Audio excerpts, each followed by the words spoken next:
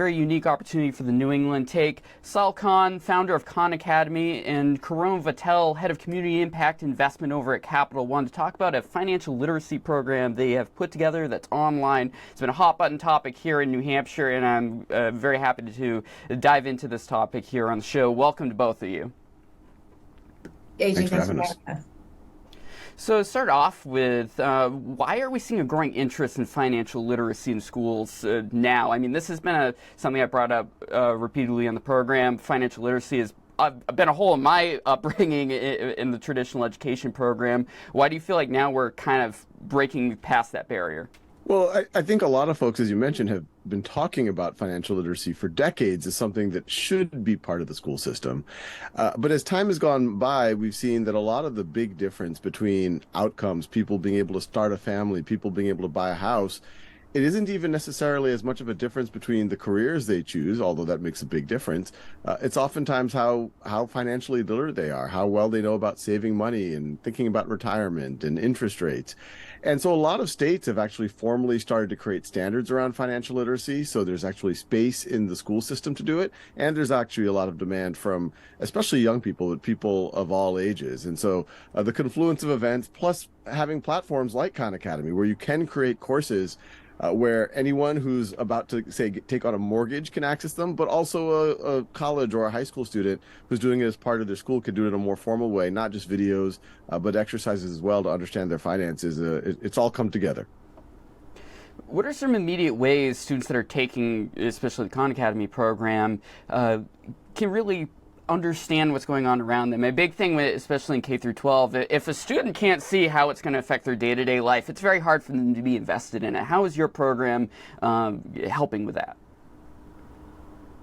Well, the number one thing that we try to do with everything at Khan Academy is try to make it conceptually interesting and try to make it relevant to their lives.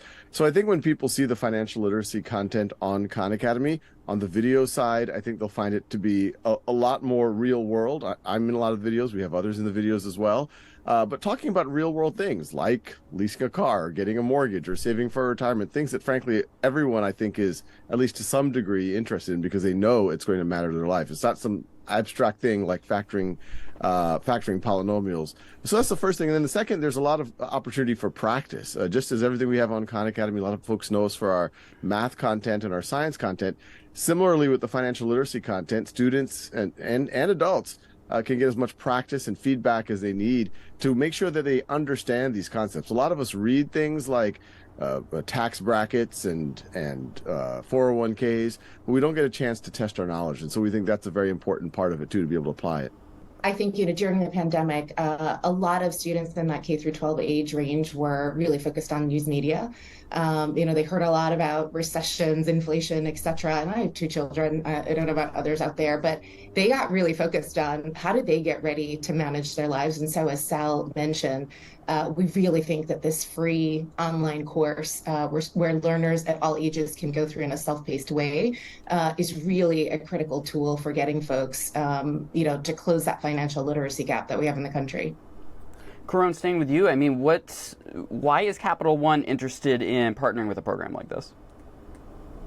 Well, I mean, Sal Khan is a household name, and we certainly saw that during the pandemic, many folks were looking for broadly available resources. So that combination of the courses being free, self-paced, and available to folks everywhere, as long as you have an internet connection, whether through your public library, your school, or in your home, we think is really critical. We appreciate the fact that Sal is so focused on this repetitive practice and this development of mastery. And we hope over time we're really going to change the financial habits, not only for our generation, but for the generations that are coming in behind us. And really, as we look across the country, across America, help to close some of the financial literacy gaps that we see today. Have you had any input on the programming side? So obviously a big thing, especially policymakers will want to know. You have a finance industry person involved with a program like this. What sort of impact did Capital One have on the programming side? Oh gosh, I think it's really just, fair support for Sal and his team on the work that they're doing. We wanted to be very careful not to influence too much of the curriculum and content. This is not a Capital One sales pitch. We really feel like deeply that folks need to feel confident, capable, and in control of their finances. And so this is not so much about Capital One as it is about this focus on financial literacy and closing those gaps. Yeah, I'll just underline that. Yeah. Khan Academy, for our reputation as a not-for-profit around free world-class education, it's very important for us to have editorial independence on these things. I will say the good thing is we have partners like Capital One who are partnering with us here, who are happy to support us if we need extra material, et cetera. And they're actually motivated to give the most transparent information possible. But yes, this is something that we hold very close to our heart as well. And I think this is why folks like Capital One have wanted to work with us, because they know that it'll be trusted as really independent content. And Sal, this has been an important topic lately. There's been some controversial headlines around a certain other vendor that was offering up financial literacy course in New Hampshire specifically. What makes your program stand out compared to others? You don't have to necessarily name, obviously, other people in the industry, but what makes your program unique? Well, I think it's the idea that one, is accessible by anyone on demand when they need the information on pretty much any financial literacy topic they need. So you're about to get into escrow on a house. Well, what's an escrow? You can look that up. But also it's standards aligned in dozens of states. So that someone could walk through a progression of financial literacy and make sure that they understand everything from budgeting to investing to saving for retirement, and feel confident that they actually know it. I think the other element, and for those who know Khan Academy, I'm sure many of the folks listening, their kids have used it, maybe some of them have used it themselves. They know that we're out there as a hopefully a trusted resource that focuses on intuition, that is very hopefully very personable, and people see that it doesn't feel like just dry textbook type of content. I got to ask, Sal, since I have you on, we got a couple minutes left. I mean, what's it like when I first, I've been on the academic technology side of the house over in higher ed for a long time before my current employment. What's it like seeing your program become such a household name over this previous? I mean, how long ago has it been since you started? It's been forever, it seems like. It has been. I'm older than I like to admit now, but yeah, as many folks know, I actually started out in the Northeast. I was out in Boston in 2004. I was working as an analyst at a hedge fund a year out of business school, and I started tutoring cousins remotely in New Orleans, and that was 19 years ago. And I would have never imagined that little project tutoring some of my family could have ended up with 150 million plus users annually.